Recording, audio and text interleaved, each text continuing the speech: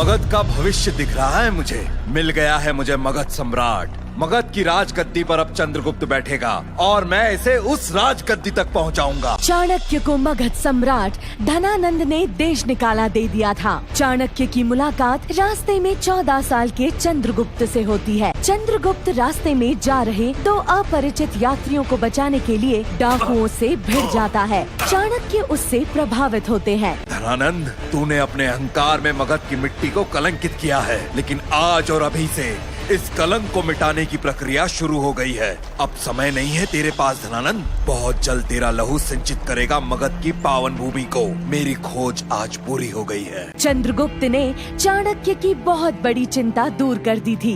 धनानंद के द्वारा मिले अपमान का बदला चाणक्य को अब इस बालक में दिख रहा था। इससे पहले कि चाणक्य उस चंद्रगुप्त से उसके परिवार, उसके कुल के बारे में पूछते, चंद्रगुप्त ने कुछ ऐसा कहा कि चाणक्य के होश उड़ गए। क्षमा करें, मुझे जाना होगा। समय पर लकड़ियाँ लेकर नहीं पहुँचा तो दंड निश्चित है। कौन देगा तुम्हें दंड? किस गुरुकुल से हो?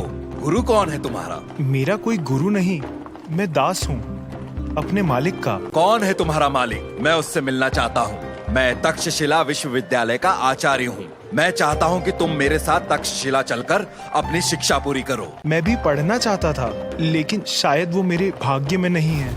आप मेरे मालिक मन्ना देव से मिल सकते हैं, लेकिन मुझे लगता है कि आपकी कोशिश बेकार जाएगी। चाणक्य चंद्रगुप्त को लेकर मन्ना देव के पास जाते हैं। मन्ना देव वहाँ गुलामों की खरीद फरोख्त कर रहा होता है। मान्यवर, मैं तक्षशिला विश्वविद्यालय का आचार्य चाणक्य हूँ। मेरी विनती है कि अगर आप इस बालक को मुझे शिक्षा देने के लिए मुझे सौंप दे। इसका भविष्य उज्जवल है। व्यापारी हूँ मैं, उचित धनराशि दें और इसे ले जाएं। वैसे क्या दिखा आपको इस नकारे में? मगध का भविष्य, होने वाला मगध का सम्राट। कैसे करेंगे सिद्ध कि ये मगध का होने वाला सम्राट है? लड़ा लीजिए इस बालक को अपने किसी भी योद्धा से। ये विजयी हुआ तो मेरा शिष्य बनेगा, और अगर हार गया तो मैं भी आपका गुलाम बन जाऊंगा। इसके बाद मन्ना देव ने ऐसा कुछ किया कि चाणक्य और चंद्रगुप्त दोनों के होश उड़ गए। आचार्य, मैंने कहा था ना, मन्ना देव के चंगुल से निकलना मुश्किल है।